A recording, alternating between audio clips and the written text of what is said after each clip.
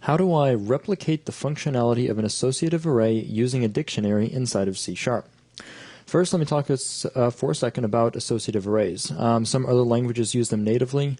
The idea of an associative array is an array or list in which one can reference information using a key that is something other than an ordinal number, meaning the key could be a non-ordinal data type, very commonly a string. That would mean you would have a scenario where you can look up information by an actual string name instead of having to use a number. So it can be convenient and actually makes code more readable in some cases. To give a demonstration of this, let's start a temporary application as a console application, and let's define a dictionary variable inside of the main method. So what I'm going to do is make a new dictionary where both the type, or both the key and value, are of type string. And we'll go ahead and call this, or we'll give this variable some name like record, and initialize it to a new instance of dictionary. Make sure that is instantiated. And now we can turn around and start using it. Really, the declaration is as simple as that. To start using this, first let's put some information into our new record variable. So we could take record and now add to it. So we'll add an entry. And for the key, we'll add something like the string name ID. And then we'll add another string for the actual data, a value of 1.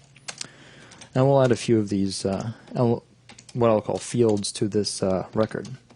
So we could add another entry. This time I'll call the entry name, and we'll resolve that to the data 3D buzz. And then one final thing we could add, just so we have a little bit of data to work with, is we could add in maybe a field type of content, and resolve that to videos. Now the cool thing about setting up an associative array using a dictionary in this manner is we can now treat the information almost as though it were a database record. This actually kind of mimics a database in which you pull records out, and each of those records, or the record, is made up of many named fields, because now we can access all of our data elements by name instead of by index. To give an example of this, what I'm going to do is actually read in input from the console, so that way we can type in what field we would like to get and have that data shown. So I'll do a simple console write line, just telling the user that we would like some input. We'll write out something like enter field. And then we'll turn around and read that data into a variable. I'm actually going to make a string variable called field. And then that will be the result loaded by console.readLine.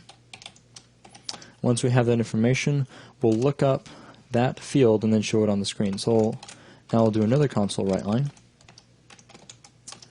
and we'll write out whatever was retrieved. So we'll say that value was, and then we'll format this for element 0. So we'll give that data as whatever was in record by the given field. So that's where we're actually referencing the data using our string type instead of an ordinal number.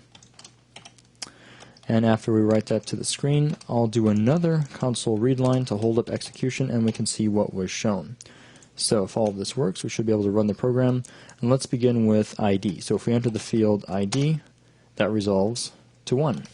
If we run the program again and enter the field name, that resolves to 3D buzz. So in this manner, we can very easily reference whatever we'd like. It should be noted, however, that some additional checking should be done for safety purposes, because if we give a field that doesn't exist, like cat, it will actually throw an exception saying that the given key was not present. But that is not unlike using any other array where you give an index that is out of range. So with that, that's going to wrap up this video tip.